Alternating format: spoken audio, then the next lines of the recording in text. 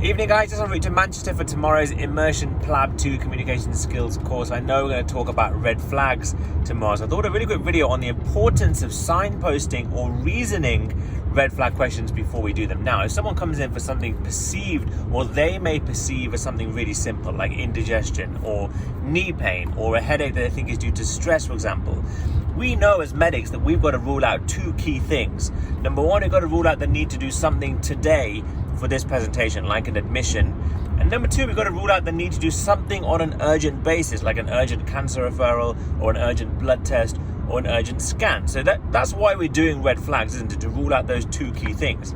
Now, the role player in a medical exam scenario comes in with indigestion, maybe expecting something really simple, like a simple medication to help, but we've got to pile these all questions on. So we've got to reason why we're doing them before we do them, for two reasons. Number one, if we don't give a reason why we need to ask these questions, when we start asking about things like weight loss and hematemesis and things like that, we're going to scare the person. Like, oh gosh, why are you asking me all these things? I'm a bit worried. I wasn't expecting any of this. I thought it was just simple indigestion.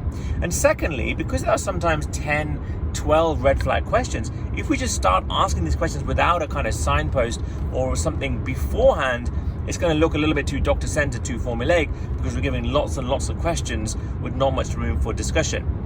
So the signpost or the setup is really important. Mr. X, when it comes to indigestion, there are a few specific medical questions that we'd like to run through just to make sure everything's okay. Okay, now I've given a heads up that I'm going to be asking a few specific medical questions, so it's less likely to surprise the person that I do it to. But secondly, it's given me license now to ask 10 or 12 questions in a row, simple yes, no, yes, no, yes, no, without it sounding too formulaic or doctor-centered. If I don't have that signpost in place, remember, number one, it might surprise the role player or the patient that they're playing because all these questions are really medically quite heavy.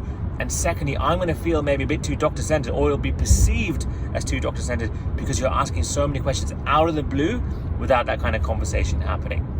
Someone comes in with headache, they think it's a stress headache. We've got to ask those red flag questions. Set it up first. Mrs. X, when some people come in with headaches, of course there are lots of different causes. There are a few specific medical questions that we like to ask just to make sure nothing worrying is going on. Okay, now I've got license to ask about early morning headaches and neck stiffness and fever and vision problems, things that they probably weren't expecting, but things that I know I have to do to rule out those two key scenarios. One, do I need to do something today for this person, like admit them? And number two, do I need to do something urgent that I can't afford to miss as a medic? So practices when you do your red flag scenarios in your role plays. Don't just go and ask a whole lot of questions without reasoning it why or setting up or signposting appropriately first. Much more like this on our plab, our CSA, and our stage 3